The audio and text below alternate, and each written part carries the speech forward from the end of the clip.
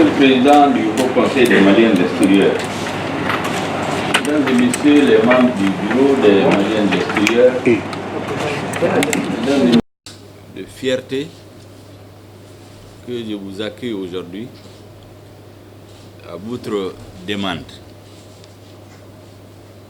Les Maliens de l'extérieur, je pense qu'on ne cessera jamais de le dire, constituent une région à part entière du Mali. On aurait pu créer une région administrative appelée la région des Maliens de l'extérieur.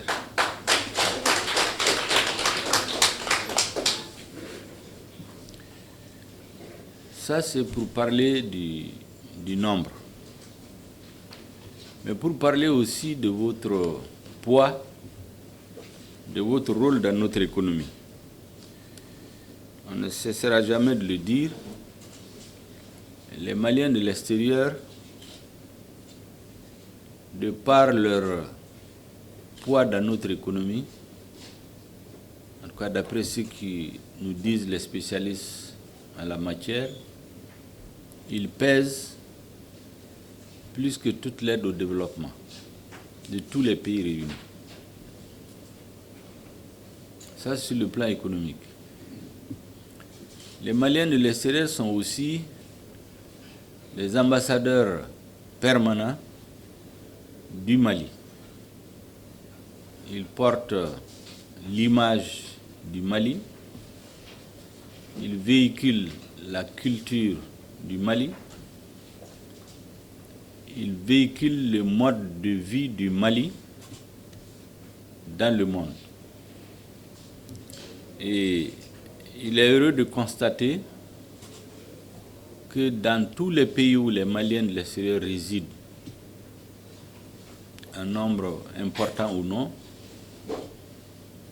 la caractéristique de leur communauté, c'est que c'est des hommes et des femmes d'action, très actifs dans les secteurs économiques, là où on crée les richesses. Et c'est pourquoi, dans la quasi-totalité, pour ne pas dire dans tous les pays où les Maliens résident, à l'extérieur, les autorités ont toujours eu beaucoup de considération pour les Maliens, à cause du rôle qu'ils jouent dans leur propre économie, à cause, j'allais dire, de notre civilisation aussi, civilisation malienne, le savoir-vivre malien, la culture malienne, la façon de concevoir le monde du Mali. Ils en sont les porteurs et les ambassadeurs. C'est pourquoi je pense que les autorités de notre pays ne se trompent pas lorsqu'elles associent les Maliens de l'extérieur à toutes les grandes initiatives nationales. Mais avant d'aller plus loin dans cette partie introductive, comme on dit, vous avez demandé à rencontrer le Premier ministre. Il y a différentes délégations, en tout cas, qui ont fait le déplacement pour montrer, en tout cas, l'importance qu'ils ont pour notre pays. Si, Monsieur le Premier ministre, c'est des soldats, ils sont tous prêts à vous accompagner dans ces réformes, à accompagner cette transition qui a besoin de l'ensemble des enfants du Mali pour vous permettre, vous, en tout cas, de vous galvaniser davantage.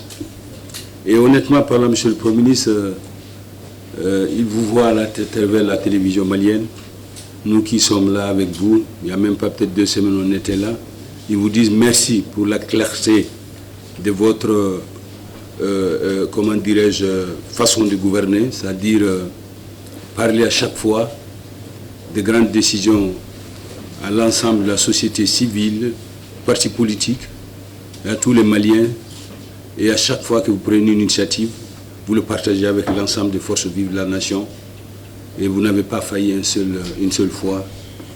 Et là, après en tout cas la preuve la plus patente lorsque vous avez présenté votre PAG au niveau du Conseil national, en tout cas de la transition. Donc c'est vous dire que ces compatriotes, beaucoup ne sont pas là parce qu'ils sont venus en force. Et là, moi, je suis flatté parce que j'ai convoqué cette conférence. C'est pour vraiment voir quel est encore l'état d'esprit de nos compatriotes par rapport à la situation du pays. Et ils ont répondu d'une façon, comme vous le constatez. Ils sont venus en 6-7 délégués par pays. Alors, donc nous sommes très satisfaits. Et comme vous le savez, on allait faire cette conférence même aujourd'hui. Notre ministre nous a en tout cas donné des sages conseils, en tout cas sur le plan de réforme, pour essayer de mieux rentrer en plein, en tout cas dans l'action qu'il souhaite mener, en tout cas pour le bonheur des Maliens établis à l'extérieur. Donc c'est vous dire que nous sommes prêts à vous accompagner, Monsieur le Premier ministre, parce que le bonheur de notre pays aujourd'hui passe par là. À vous et au Président de la République, nous disons félicitations.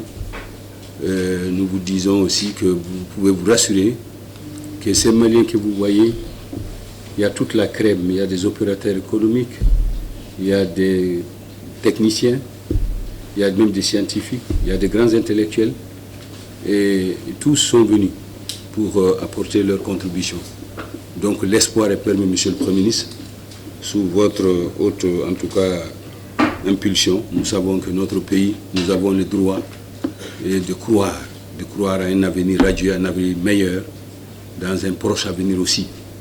Et en vous disant que quel que soit le temps que ça va durer, parce que déjà, il vient de présenter les membres du CNT, ça fait 30 ans qu'on cogne à la porte de l'Assemblée, on n'a pas pu obtenir, donc c'est grâce à la transition que nous y sommes.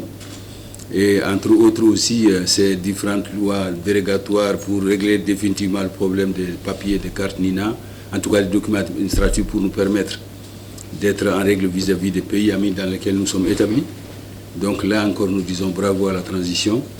Je pense que si, depuis qu'on le réclame, on avait fait un tel effort, je pense qu'on serait déjà sorti de tout cela. Donc félicitations, Monsieur le Premier ministre.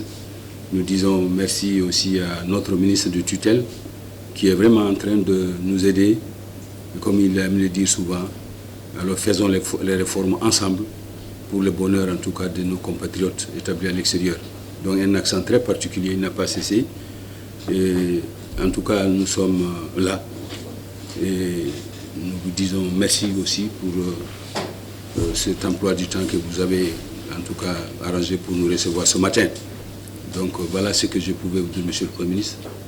Vous avez notre soutien inconditionnel pour en tout cas aller jusqu'à l'aboutissement de votre action, Inch'Allah. Nous sommes derrière vous.